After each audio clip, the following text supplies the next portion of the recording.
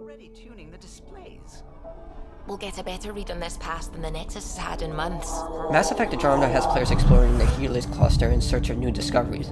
During the course of the adventure, protagonist Ryder fought new aliens, made alliances, and discovered ancient artifacts from lost civilization. Now that the journey is over, what's next for the Andromeda initiative? We could wait until the next game releases, or we can predict what happens. Here are our predictions for Mass Effect Andromeda 2. During the end of Mass Effect Andromeda, Ryder is informed that the Quarian Ark containing Hanar, Elcor, Volus, and Drell was attacked en route to Andromeda. The Pathfinder of the Ark is telling everyone to stay away without much information to go on. While it's prudent to assume that the Kett or the Reapers were responsible, it's likely that neither of them attacked the Ark. The Kett made no reports about capturing anyone from this Ark, only making references to humans, Krogan, Asari, Solarians, and Turians. If the Kett did capture the Quarian Ark, we would not only hear logs about their experiments, but see captured test subjects like we saw when we aboard the Kett ship. If the Reapers found the Quarian Ark, then why were the other Arks left alone? If Harbinger, the first Reaper, did order an attack, it's more probable that it would go through every Ark, not just one with multiple Reapers. Instead, this could be a brand new threat, completely different from the Kett or the Reapers. Andromeda takes place in the Helios cluster, and whether the Quarian Ark was attacked by someone from the Helios cluster is very unlikely. It's much more likely that we don't know who this enemy is and it's from another part of Andromeda.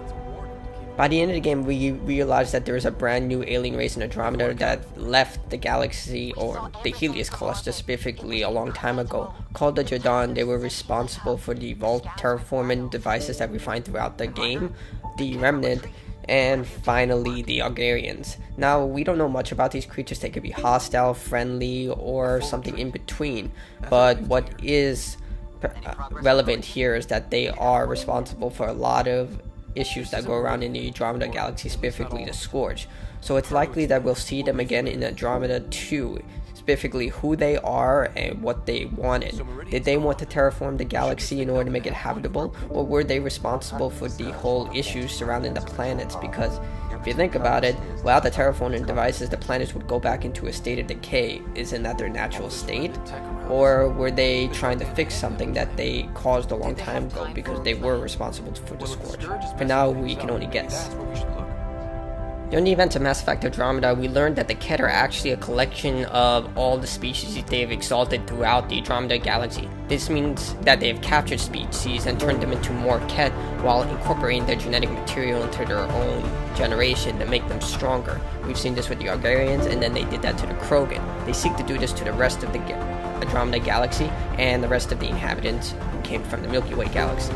It's clear also that the Kett aren't done with the Helios cluster. At the end of the game, after you kill the Archon, one of the high-ranking officials of the Kett Empire looks upon Meridian and walks away vexedly. It's clear that they'll bring more Kett to try and enforce their control over the Helios cluster, and most importantly, where they came from.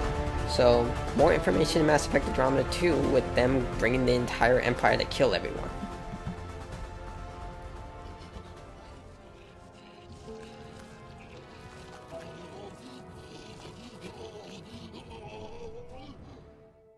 Something I can help you with?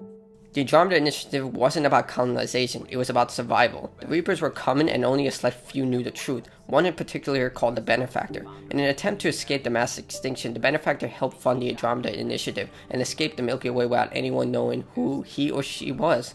The only people with that much power in the Mass Effect universe were the Shadow Broker and the Elusive Man, both of which never left the Milky Way.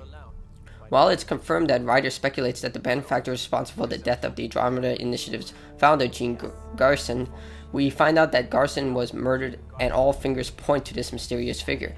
It's possible that whoever this person is that they're seeking to take control of the Andromeda Initiative and control the Helios cluster. After all, the only thing people fear when they have a lot of power is losing it. Either way, Ryder hasn't seen the last of the Benefactor, and it's likely whoever this person is that they'll show themselves. Now, I did a little research into this, and a lot of people think that it is the Cerberus organization who sent the Benefactor, which makes sense. The Elusive Man has a lot of connections, and he could have found out about the Andromeda Initiative and decide, I'm going to send one of my loyalist agents to Andromeda as the codename the Benefactor in order to take control of the Andromeda galaxy and make humans the dominant presence there. While this seems far-fetched because, you know, the Elusive Man remained in the Milky Way, we also have to consider that the Elusive Man isn't someone who runs from a challenge. There was no way he was going to leave the Milky Way against the Reaper threat. That and Mass Effect Andromeda wasn't even conceived then. But nevertheless, it's much more likely that Cerberus did send some of their agents to Andromeda. It's unlikely that the Shadow Broker did it. After all, Liara took over the Shadow Broker's business, so that even if he had a plan and Bio wanted to incorporate him into the story, it's unlikely that he even had any agents left loyal to him after Liara took control. And it's much more likely that Cerberus did send a lot more humans who are loyal to Cerberus to the Andromeda Galaxy, but that's my theory, and most of the internet basically. So maybe it's Cerberus, or maybe it's a brand new enemy that we don't know about who was a dominant threat in the Milky Way. You never know right now. So those are our theories for Mass Effect Andromeda's sequel. Let us know your theories in the comments below. Mass Effect Andromeda is now available for Xbox One, PS4, and PC Origins, so you should check it out if you like a lot of technical issues. But as always, everyone stay awesome. Sensors are damaged, but I think we're at the vault's coordinates. You think? Gil, give it what you can. We're setting down.